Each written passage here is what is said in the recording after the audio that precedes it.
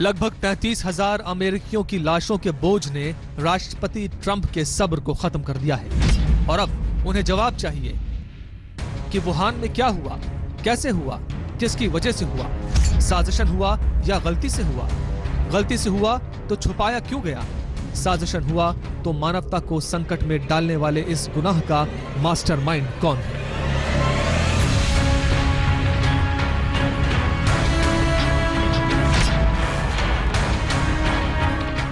कोविड-19 को फैलाने वाला नोवेल कोरोना वायरस चीनी है और चीन कोरोना कंट्री है। यह बात हर कोई समझ रहा है, लेकिन किसी ने यह कहने की कोशिश की तो चीन ने तुरंत इसका खंडन कर दिया। प्रोपेगेंडा वीडियोस चलाकर चीन में अच्छे दिनों की घोषणा और कोरोना के अंत का बिगुल भी बजा दिया गया। चीन के झूठ के बिगुल का स्वर इतना कर्कश और ऊंचा था कि इसके शोर के नीचे कई सवाल दब कर रह गए। सवाल नंबर 1, क्या कोरोना वायरस चीन का जैविक हथियार है? सवाल नंबर 2, क्या कोरोना वायरस चीन की लैब से लीक हुआ? सवाल नंबर 3, क्या चीन ने वायरस को किसी रणनीति के तहत अपना हथियार बनाया? सवाल नंबर 4, क्या कोरोना वायरस चीन की लैब्स में पनपता है? सवाल नंबर 5, क्या चीन दुनिया से कोरोना का कोई बड़ा सच छुपा रहा है?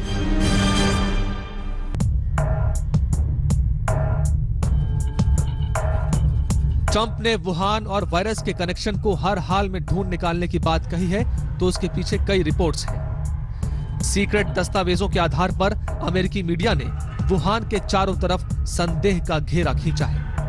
इन रिपोर्ट्स ने वुहान इंस्टीट्यूट ऑफ वायरोलॉजी के बारे में कई चौंकाने वाली जानकारियां दी। 2018 में अमेरिकन साइंस डिप्लोमेट्स ने वुहान इंस्टीट्यूट ऑफ वायरोलॉजी का दौरा किया था। इस दौरान उन्होंने लैब्स की सुरक्षा व्यवस्था पर प्रश्न चिन्ह खड़े किए थे। इसके अलावा लैब्स में चमगादड़ों पर किसी खतरनाक एक्सपेरिमेंट के संकेत भी दिए थे।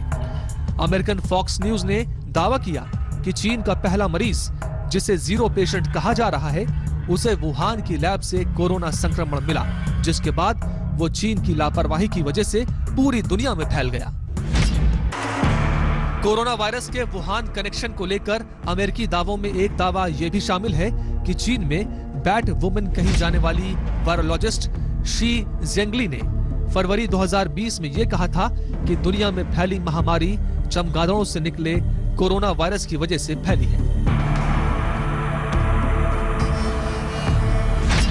अमेरिकी राष्ट्रपति ट्रंप के आक्रामक रुख के बाद चीन हरकत में है और मौत के आंकड़ों की नई तस्वीर दुनिया के सामने रख रहा है। ये कोशिश इसलिए कि शायद एक बार फिर से दुनिया का ध्यान उसकी तरफ, पीड़ित देश की तरफ जाए।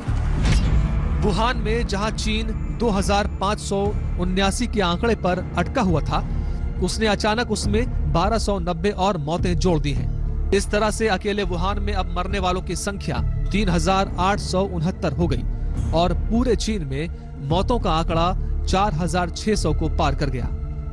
चीन के हिसाब से वुहान में मौतों के आंकड़ों की ये वृद्धि 50% की है।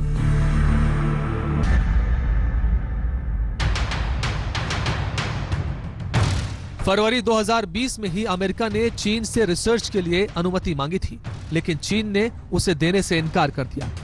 अब secretary of state Mike Pompeo ने स्पष्ट कर दिया है कि अमेरिका अपने स्तर पर जांच कर रहा है, क्योंकि वुहान प्रयोगशाला को लेकर कई कहानियां सुनने को मिलती रहती हैं।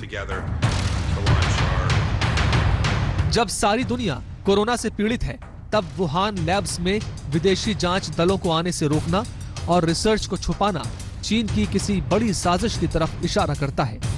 एक रिपोर्ट के अनुसार फ्यूजान यूनिवर्सिटी और चाइना जियोसाइंस यूनिवर्सिटी ने वेबसाइट पर रिसर्च के कुछ पेपर्स डाले थे, लेकिन उन्हें सरकारी मंजूरी की नई नीति का हवाला देकर तुरंत डिलीट भी कर दिया। चीन की इस मनमानी पर WHO की खामोशी से अमेरिका बहुत नाराज है। अमेरिका का साफ आरोप है कि WHO चीन के साथ मिला हुआ है और वायरस की जानकारी छुपाने में मददगार है। अगर उसने सही समय पर सही कदम उठाए होते तो वायरस का संकट इतना बढ़ न गया होता। The World Health Organization receives vast amounts of money from the United States. They were wrong. They've been wrong about a lot of things. And they had a lot of information early, and they didn't want to they seemed to be very China-centric. They missed the call. They could have called it months earlier. They would have known, and they should have known, and they probably did know. So we'll be looking into that very carefully. जब तक अन्य देशों के दलों को जांच के लिए चीन जाने की इजाजत नहीं मिलेगी या चीन खुद रिसर्च पेपर्स को दुनिया के सामने नहीं रखता, कोरोना वायरस का सच दुनिया के लिए पहेली बना रहेगा। अमेरिका का WHO पर आरोप है कि जब जब उसने चीन से तीखे सवाल करने चाहे, WHO ने उसका बचाव किया। यहां तक कि अमेरिका को राजनीति न करने की नसीहत देने की कोशिश भी की। नाराज अमेरिका ने WHO को दी जाने वाली मदद बंद कर दी। Today I'm instructing my administration to halt funding of the World Health Organization while a review is conducted to assess the World Health Organization's role in severely mismanaging and covering up the spread of the coronavirus. Everybody knows what's going on there. American taxpayers provide between $400 million and $500 million per year to the WHO. In contrast, China contributes roughly $40 million a year, and even less. As the organization's leading sponsor, the United States has a duty to insist on full accountability. America has been a long-standing and generous friend to WHO, and we hope it will continue to be so. We regret the decision of the President of the United States to order a halt in funding to the World Health Organization.